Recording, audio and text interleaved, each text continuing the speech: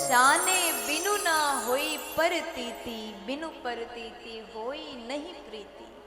जब तक हम जानते नहीं, आप कोई भी पुस्तक उठा लीजिए और पढ़ना प्रारंभ करें, जब तक उस बुक के, उस पुस्तक की भूमिका को आप नहीं पढ़ते, तब तक आपको पुस्तक के बारे में समझ में नहीं आएगा।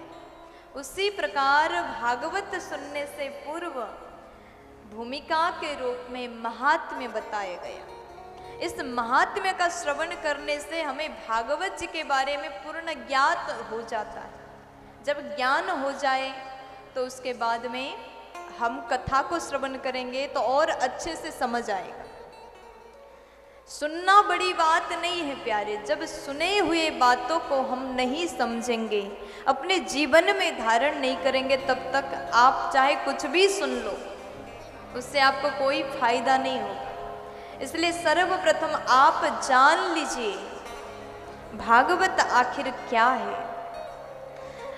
अब मुझे लग रहा है यहाँ बैठे सभी के मन में ये सवाल जरूर आ रहा होगा, भागवत तो हम सुनेंगे, भागवत सुनने से कौन सा फल प्राप्त होगा।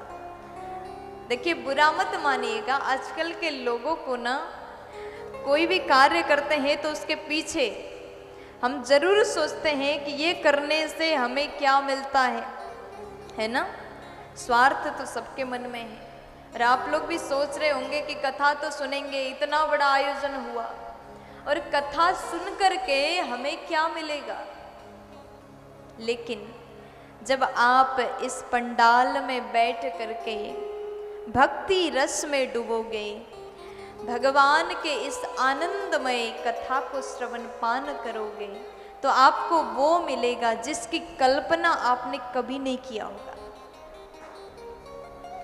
इसलिए मैं चाहूंगी कि आप लोग बिल्कुल निस्वार्थ भाव से, केवल प्रेम भाव से, भक्ति के भाव से इस कथा को श्रवण पान करें।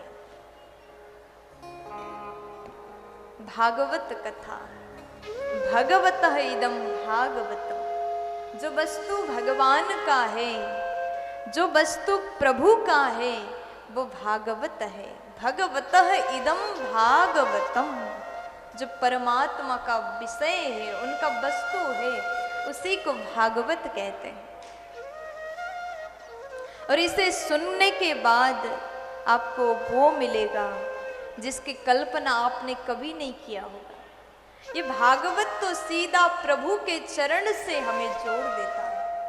ऐसी ग्रंथ जो वेदों का सार है, शास्त्र का निचोड़ है, ये सुंदर भागवत रूपी ग्रंथ आपके ग्वालियर में, आप सभी के बीच में प्रकट हो गई।